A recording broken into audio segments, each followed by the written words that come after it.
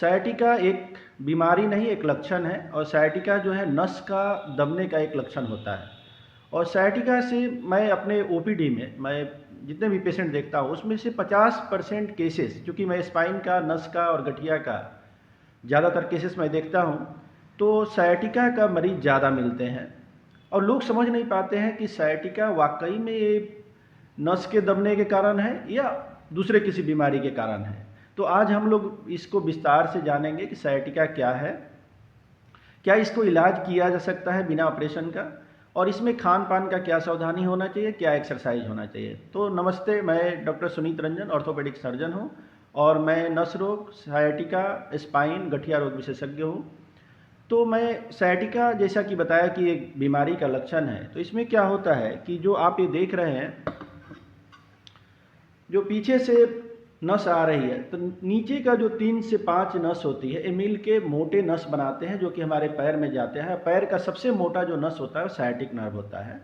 और सायटिक नर्व किसी भी कारण से जब दब जाता है तो शूटिंग पेन देता है, जैसा लगता है कि करंट मार रहा है।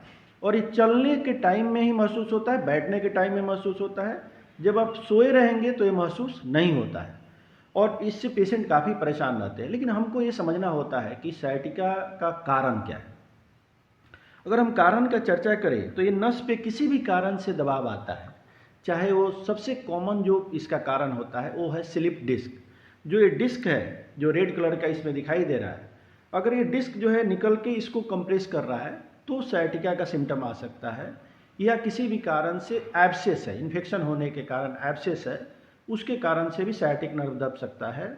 या कोई ट्यूमर ग्रोथ कर रहा है, ट्यूमर वहाँ पे स्पेस जो है, यहाँ पे जो जगह है उसको ऑक्यूपाई कर रहा है, तो भी सायटिका का दर्द हो सकता है। लेकिन कुछ ऐसी बीमारी हैं जिसमें सायटिका की तरह ही दर्द होता है लेकिन वो सायटिका नहीं होता। जैसे अगर किसी को शुगर का बीमारी है तो पैर में खून का जो बहाव है बहुत कम हो जाता है, वैसे हालात में भी सायटिका की तरह दर्द होता है। या कभी कभी जो कूल्हे की हड्डी है वहाँ पे जो बीमारी होता है हिप पेन के कारण सायटिका की तरह सिम्टम आता है, लक्षण आता है।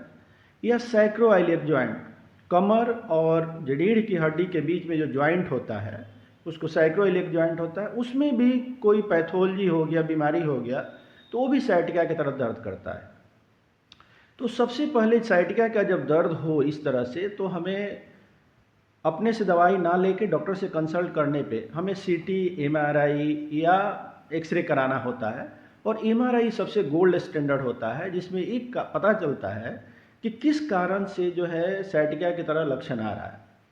अगर मान लीजिए पेशेंट बहुत पुअर होता है तो उसका एमआरआई ना करा के हम लोग क्लिनिकली भी टेस्ट करते हैं, पेशेंट को लेटा देते हैं। लेटाने के बाद उसका जिस पैर में उसको दर्द है उसका पैर, दूसरा पैर जब हम लोग ऊपर उठाते हैं, जिसको क्रॉस लेग राइजिंग टेस्ट बोलते हैं, तो जैसे ही नॉर्मल जब पैर उठाते हैं उसको, तो दर्द जो है जिसमें ऑलरेडी सायटिका है उसमें बढ़ जाता है। या सेम जो पैर है वहीं पैर को उठाने पे क्या होता है कि पैर 45 डिग्री से ऊपर उठने में परेशानी आने लगती है, क्योंकि नस का जो रूट है, इसको रूट बोलते हैं, जड़ बोलते हैं नस का, वो दबा होता है। तो ये दोनों से पहचान में ये आ जाता है कि सायटिका जो है क्लिनिकली है या नहीं है। अब हम आते हैं कि इसका क्या इलाज हो सकता है।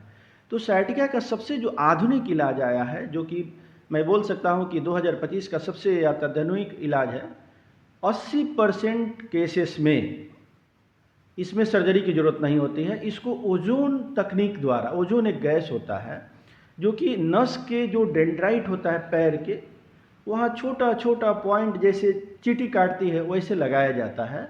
और सायटिका मैंने देखा है कि करीब करीब इस तरीके के द्वारा, इस तरीके से 80% केसेस में समाधान हो जाता है। कुछ केसेस में जिसमें कि ट्यूमर का ग्रोथ हो गया है, एब्सेस है, या सायटिका के साथ साथ पैर के अंगुलियों में कमजोरी आ गई है, पैर में कमजोरी आ गई है, वैसे हालात में सर्जरी की आवश्यकता होती है। अदरवाइज ये सर्जरी की आवश्यकता नहीं होती। सायटिका के जो मरीज है उनको खाने पीने का भी मैं बता रहा हूँ कि उनको खाने में जो ओमेगा 3 फैटी एसिड है, लाइक जैसे मछली है उसमें ज़्यादा होता है, या सिया सीड है उसमें ज़्यादा होता है, अलसी है उसमें ज़्यादा होता है, ग्रीन लीफ वेजिटेबल जो है, जो हरे पत्तेदार सब्जियां होती है, उसमें भी ज़्यादातर देखा गया है कि ओमेगा 3 फैटी एसिड होती है। तो ओमेगा 3 फैटी एसिड क्या होता है कि नेचुरली जो है एंटी इन्फ्लामेटरी की तरह काम करता है, तो वहाँ पे सूजन भी कम कराता है और उससे मरीज को काफ़ी फ़ायदा होता है। लेकिन जो चिकनाई वाले चीज़ होते हैं, जो प्रोसेस फूड होता है या जो मैगी वगैरह जो होता है, उसको अवॉइड करना चाहिए, नहीं खाना चाहिए, चॉकलेट वगैरह। इससे क्या होता है कि वो इन्फ्लामेशन को और बढ़ाते हैं और साइटिका के पेन और बढ़ जाते हैं। और साइटिका में जब दर्द कम हो जाए तभी एक्सरसाइज को एडवाइस करना चाहिए या फिजियोथेरेपी के लिए एडवाइस करना चाहिए, उसके पहले नहीं करना चाहिए। तो मेरा एक बात पे आप लोग से आग्रह है कि अगर साइटिका है तो ओजोन तकनीक के द्वारा, जो कि मैं करता हूँ, उसके द्वारा इलाज जो है करीब करीब 80% संभव है, उसमें सर्जरी की कोई आवश्यकता नहीं है। धन्यवाद।